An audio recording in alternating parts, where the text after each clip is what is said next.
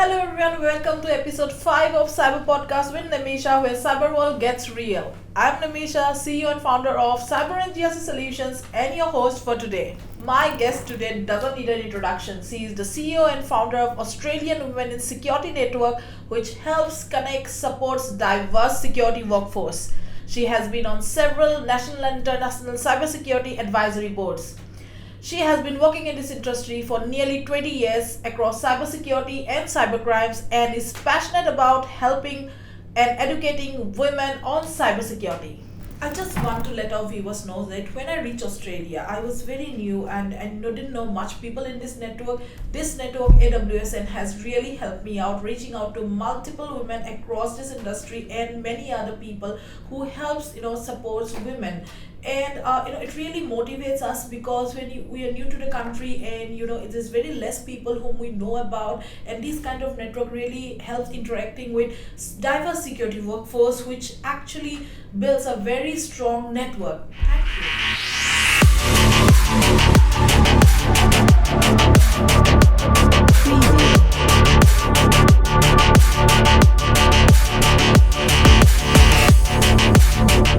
Thank you, Jacqui, for joining us today. Thank you so much for this episode. Will really stand out because you always help, empowering women in the industry and help educating so many people in cybersecurity. So I will run on with my first question today.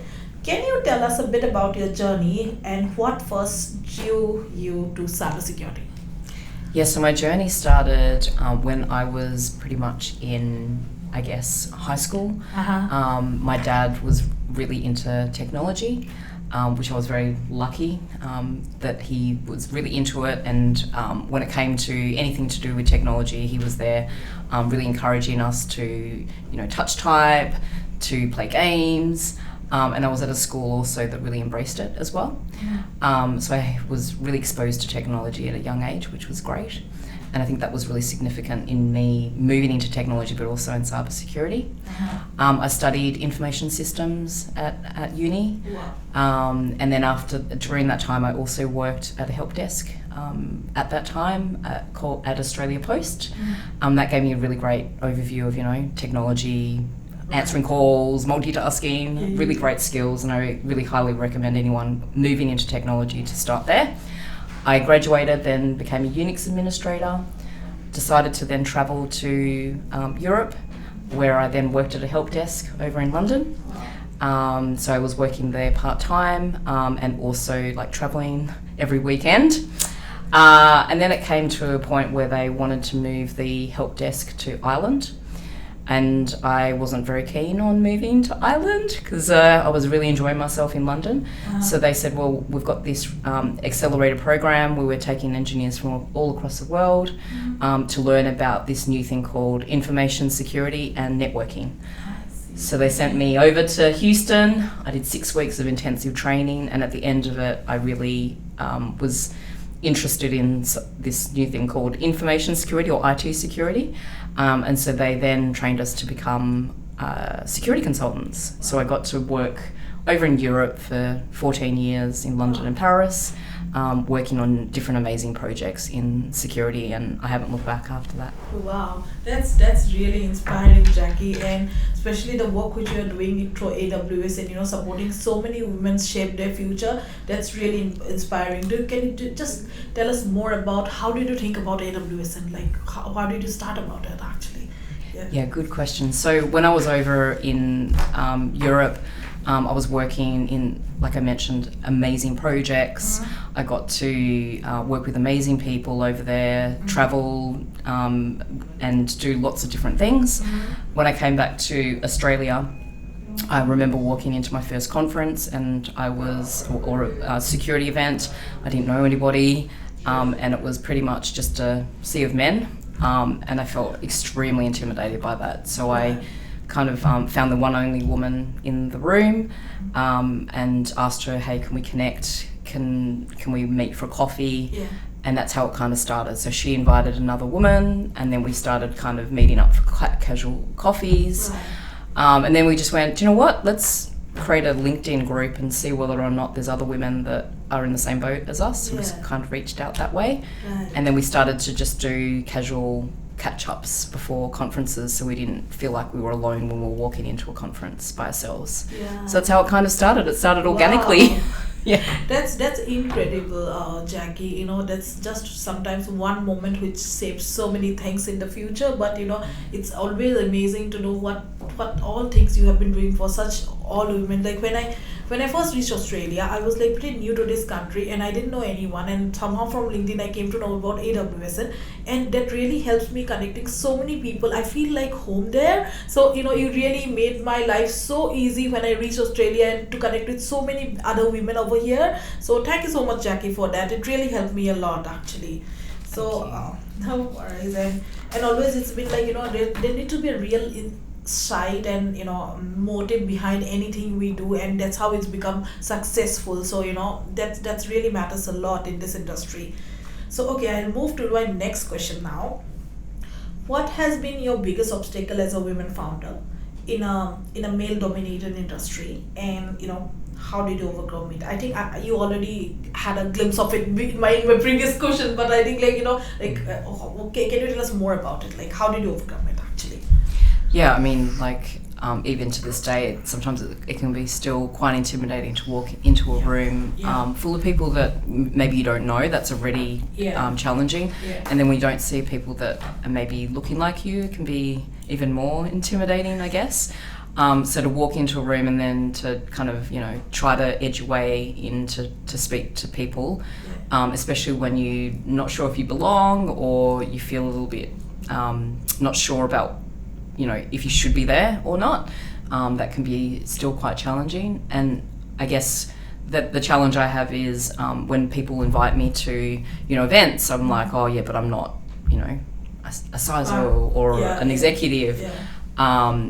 And so that can be really challenging, but I'm really lucky that a lot of people just go, no, you belong here, you need to come along and things like that. So I think having really great champions around you has really helped me in that obstacle, I guess. Yeah, and it's always the support which we get from others actually, which helps us grow in this areas or in any field basically. And good to know that you got that support, and this actually helping building that culture in Australia. How you have gone through all the challenges and shaping this as of now. So that's really helpful, and I'm sure my viewers will definitely get inspired from your journey on that.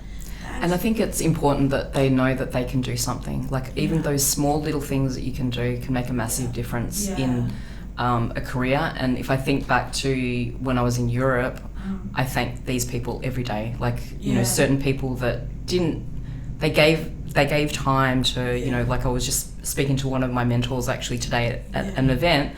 25 years ago, he sat with me for 3 hours and just taught me about subnetting. Because he was like, I'm going to make you the best consultant ever. You need to understand this. Yeah. And then another person, like a manager who encouraged me to, join accelerator programs or to speak and things like that. That little bit of encouragement is what a lot of people kind of need, and it makes a massive difference. And you think that you might not be able to do something, but there's definitely little things that everyone can do. Yeah, I completely agree with you, Jacqui. Those little things really help and support so many people around this industry. I met few women who has taken a career break actually after the birth of their baby, and after 10 years they wanted to learn cybersecurity, for example. And there's always been AWSN who has helped those women to reach their goals, and industries who are helping women to go growth in their careers actually. And that's really good, because when we give a big break, and it's very difficult for us to know people in the industry and go back again, and this forums has always been helpful on that actually. So thanks for that, Jacqui. I'll move in to my next question. So okay, this is again related to women. So why is it important to have more women in cybersecurity and leadership roles, do you think? Yeah, so if we think about cyber criminals and the hackers, they don't care about what you look like, what age you are, what they just care about that goal of trying to get your money or to get your data. They're very diverse. They don't have any of those obstacles, and I think that it's super important that we remember that they are looking at all the different channels possible in order to get to people, because it's that human element that they really preying on in terms of social engineering and getting in. So we need the best team to come together to have a look at those different perspectives, have a look at, these are the potential different ways in which these cyber criminals could get in. These are the types of apps that they could be trying to, get into. What are those different ways in which that data is stored? Having a look at those different business processes to see, what might be missing. Also the education piece as well, like how do we educate in a different way? Because at the moment, it could be quite challenging to educate people, because people are like, oh, I know. I don't need to reuse my password. Yes, I need to turn on MFA. But we're not getting that through to people. So it's about what innovative ways we can actually change that narrative to educate people in order to get that. But also, as we think about cybersecurity, it's changing constantly. The threats are continuously changing. So we need different backgrounds. So people that are in a particular sector, if they've worked in it, they understand risk, they understand business processes, to overlay that with understanding how it could kind of work in terms of that risk or the cyber threats to that particular process or that company in terms of obtaining that data. Why wouldn't you want different people in there? And a lot of women can bring a lot of those different perspectives. So massive champion for not only women but also diverse voices at the table, and also working in this space to make sure that we're continuously innovating. Yeah, absolutely loved it, Jacqui. So it's always not about diversity for diversity's sake, but and strengthening this entire industry through new collaboration, innovative ideas, and new perspectives which women definitely bring on the table. So that's definitely one of the things which I feel like there should be more women for new perspectives, and which can grow this industry more on that. So thanks, Jacqui, for that. So I'll move on to the next question. If this is a funny one, but I have asked this to all my podcast guests. So if cybersecurity were a movie, what it would be? Would it be a thriller, comedy, or horror film? You think about? I'd be interested to know if anyone said anything except for what I'm going to say. But for me, definitely a thriller. When it comes to cybersecurity, every single time a new problem comes up, and you're just sitting there, what is going to happen with this? And it's continuously evolving, and you're continuously needing to be anticipating what is going to be coming next. You're always surprised when it kind of happens sometimes. And just in the conversations I've had just this week, the cyber criminals are thinking of these new things, and I'm sitting there going, oh wow, I never really anticipated that. But you can kind of feel your heartbeat going, oh my gosh, that's scary. So it could be a bit of a horror movie too, but mainly a thriller for me. Yeah, for sure. I think cybersecurity always a thriller, suspense, what's gonna happen, and you always deal with that. But it always, I always think there should be a movie, by a director who can create this, all the scenarios which we face in our day-to-day, cyber world. It would be really a blockbuster, I feel, if they create that movie. I think they have had some actually, and some of them are pretty scary. Yeah, I know. That's nice. Yeah. So this brings to the end of our question. This is the last one, Jacqui, for today. So, what's one security tip you wish everyone would follow, even if it's boring? Yeah, it's a really good one. One tip. Well, there's all the usual. I'm going to cheat and say there's the usual ones which I won't say, which is like no password reuse. Backing up your data, implementing 2FA. But the one that I guess a lot of people don't really talk about so much, and I'd love for people to think about more, is when it comes to putting your data out there, completing a form as an example, really stopping and thinking about why do they need this information, and only entering the mandatory information, not the optional information, and maybe considering not putting your real date of birth. If they don't need your date of birth there, really think about why they're capturing that kind of information. So, True. I mean, I completely agree with you, Jacqui, because putting a real date of birth really, matters, because you put your date of birth everywhere. I try to avoid it as a cybersecurity person, not telling my actual date of birth, because that really, means a lot because our date of birth is related to every document of ours, right? And it's very easy to hack it later, actually, if someone wants to get, our data out of it.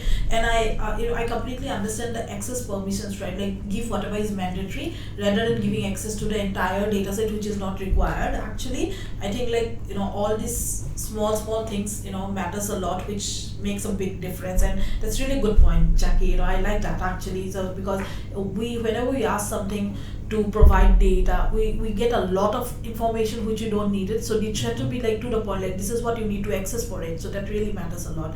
Thank you, Jacqui. This episode is a powerhouse, especially because you are empowering women to shape their future. And to all our viewers out there, stay tuned for more episodes to come in. Thank you.